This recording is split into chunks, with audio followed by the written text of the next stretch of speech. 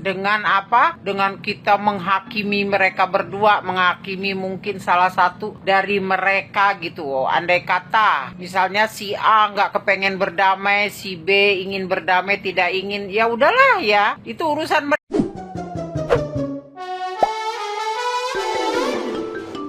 Konflik rumah tangga antara Ruben Onsu dan Sarwendah yang semakin memanas kini mulai menyeret serta merugikan orang-orang di lingkaran terdekat mereka. Mantan manajer Sarwendah, Nanda Persada, menceritakan pengalaman pahitnya yang menjadi sasaran amukan dari para fans Sarwendah. Nanda mengaku mendapat hujatan luar biasa di media sosial hanya karena pernah menuliskan sebuah kritikan yang dinilai menyudutkan Sarwendah.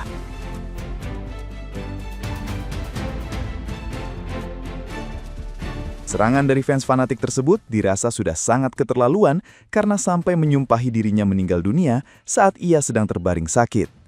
Nanda disindir bahwa penyakitnya merupakan teguran dari Tuhan serta buah karma akibat terlalu ikut campur dalam urusan rumah tangga orang lain. Ia pun merasa heran karena ruang kritik konstruktif kini justru dibalas dengan teror mental yang sangat kejam dari pendukung Sarwendah.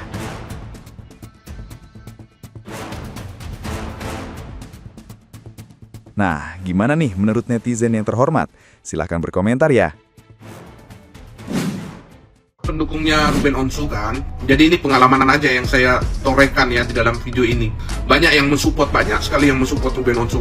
Tapi ada juga yang menghujat ya, termasuk saya. Jadi hujatannya itu di DM, di komen gitu kan. Personal saya, pribadi saya, hina-hinaan, cacian, makian, ancaman, itu saya sudah lewati semua itu ya. Yang paling lucu ini ya, ditantang-tantang ya. Jadi saya berpikir begini, kamu jangan berharap aku itu akan memberikan kamu itu celah, ruang, nggak akalan. Karena saya nggak akan melawan orang yang menurut saya lebih hina daripada saya. Apakah dengan menghina Ruben, menghina saya, menghina pendukung lain itu membuat kalian menang? Tidak, Furkoso.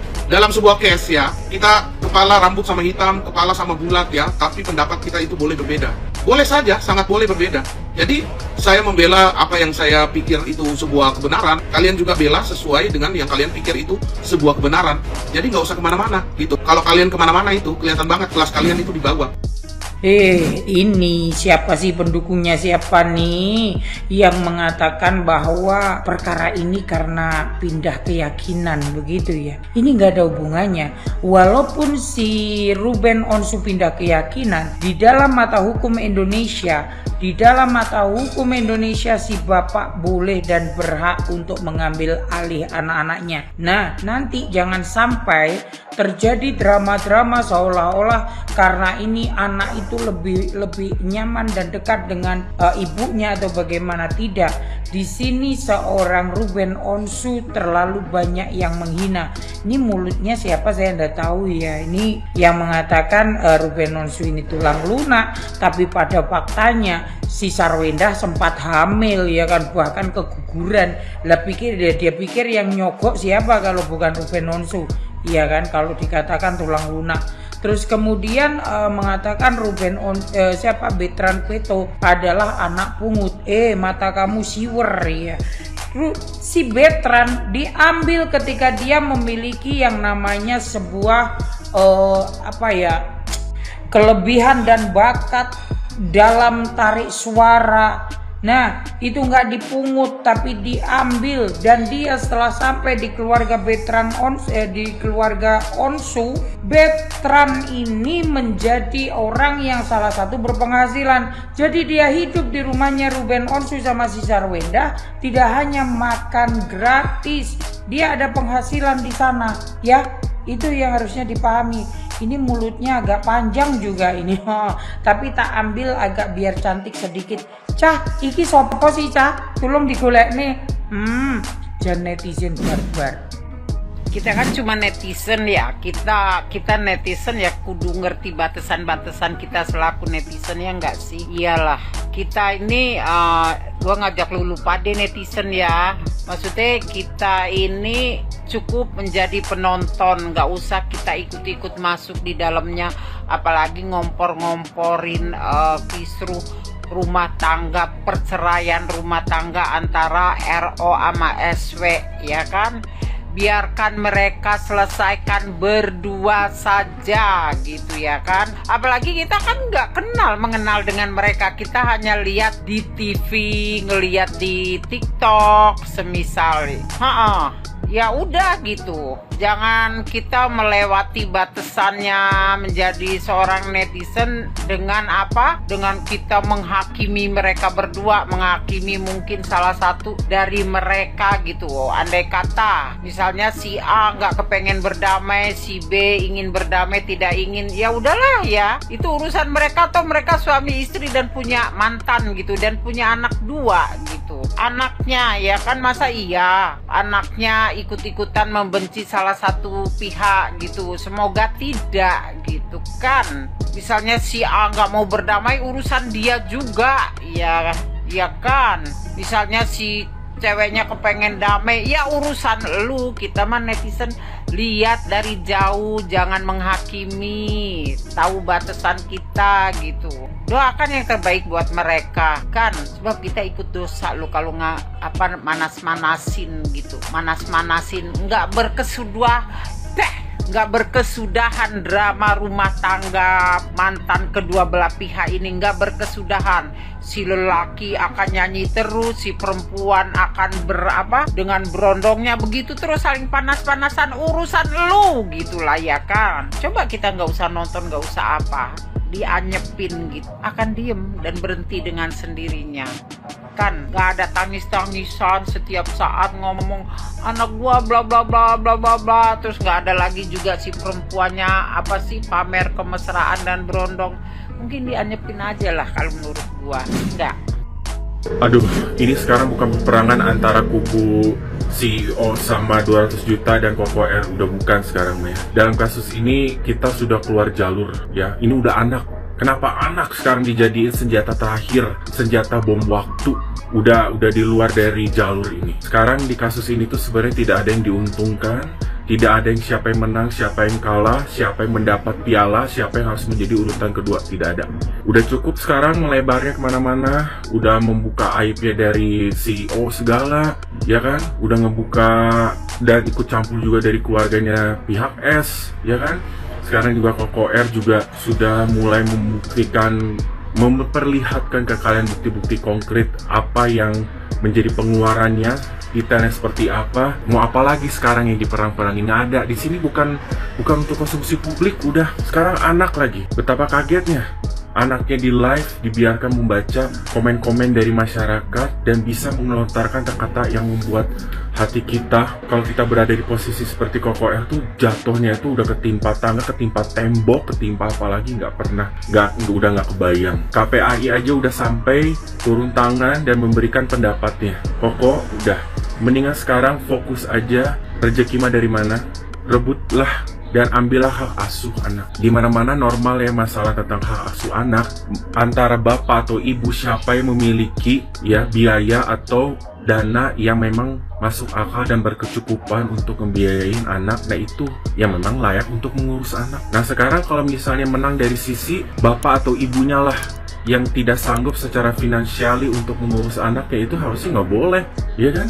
Gimana sih Koko udah tidak mendapatkan hak asuh anak, tapi ngebiayainnya adalah yang bukan yang mendapatkan hak asuh anak, yang ngurus dapat hak asuh anaknya adalah yang masih minta dari yang tidak mendapatkan hak asuh anak. Gimana itu jadinya? Udah sekarang fokus, lupakan, udah kesampingkan, karena masalah ini tidak akan ada akhirnya ya. Kalau udah saling benci atau udah berseberangan mah ada aja pasti nanti lembaran-lembaran dibuka terus, lembarannya diperluas, dicabangkan. Ini udah masalah anak dijadikan senjata terakhir untuk peperangan yang harusnya anak tidak ada ikut akhir. Apalagi kalau dilihat sayangnya doktrinan ini kayaknya sudah berjalan, mudah-mudahan belum terlalu jauh ya. Kuatkan, kita semua support, mana yang memang harus terbaik menjadi jalan keluar, harus menjadi lembaran baru cerita dalam kehidupan Koko dan begitu S, cobalah ditempatkan pada masing-masingnya lah ya. Ini udah anak berarti sudah berlebihan, saat untuk di stop.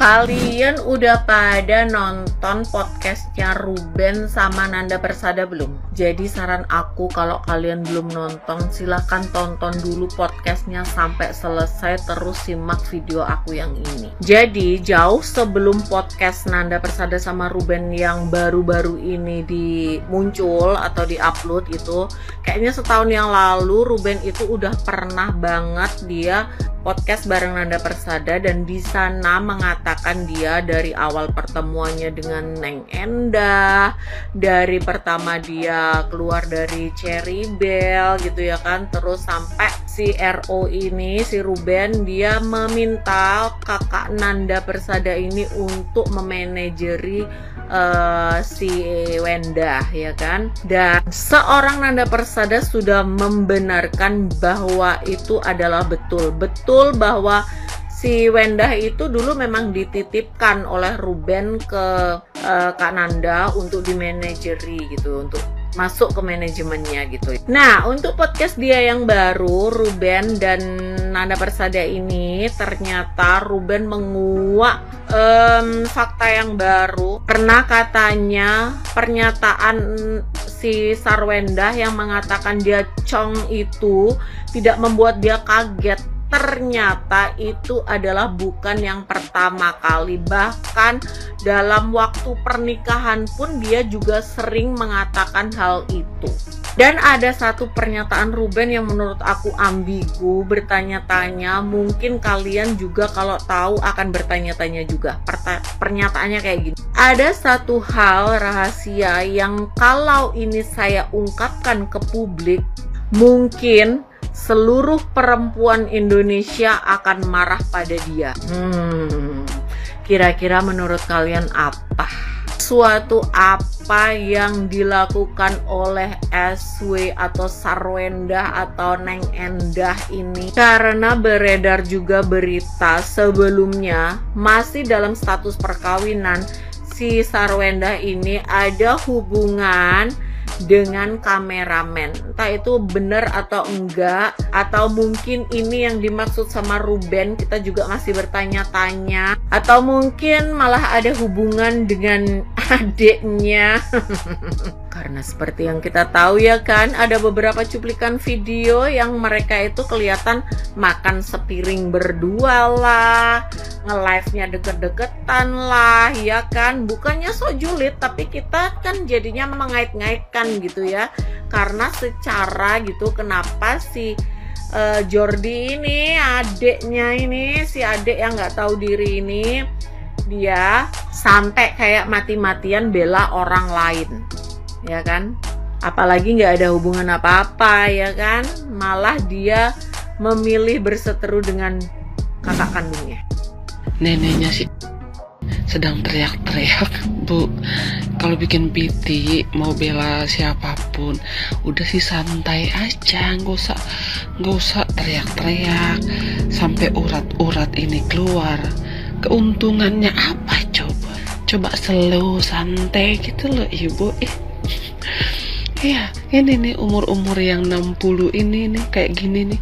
Kalau puber kedua ini birahi dia. Ya, gak ada untungnya teriak-teriak. Sudah otaknya kosong, sudah apa yang dikatakannya bacotnya itu gak genah-genah semua, sudah mana yang dibela itu birahi semua. Ibu, aduh kelihatan tolol Ibu. Kamu tahu gak ada pepatah yang bilang, kalau kau pengen ngelihat dirimu, lihat dulu siapa yang kau bela, siapa yang ada di sekelilingmu, siapa circle bermain kau. Kan sudah aku bilang, nenek-nenek kayak gini tuh birahi. Iya, segala macam unyu disalahin. Aduh Ibu, kok itu ya mudah-mudahan kau nggak ditakdirkan ya sama Allah itu tuh punya anak angkat. Jangan ya, kau adalah model-model ibu yang penuh dengan ini dari raut mukanya, coba lihat lipstiknya sudah pink sekali. Iya kan, nggak usah berharap jadi artis Ibu, nggak usah, nggak ada talent kau. Iya, nggak ada. Jadi kenapa harus kayak berurat kali gitu kau ngomong? Biasa aja ya, biasa aja. PT-nya mana nggak kenal, lari dari jalur, lari dari fakta. Iya, dia cuma nyudutin si Unyu. Dia ini lagi berusaha bikin ini menggiring opini adanya ini keramaian di medsos nih, rumah tangganya si Endah sama si Onsu ini kan gara-gara si Onyu ya. Itu yang lagi usaha dia giring ke sana kemari. Aku jadi lucu, kasihan ngelihatnya. Iya, belum dapat yang 350 perak itu.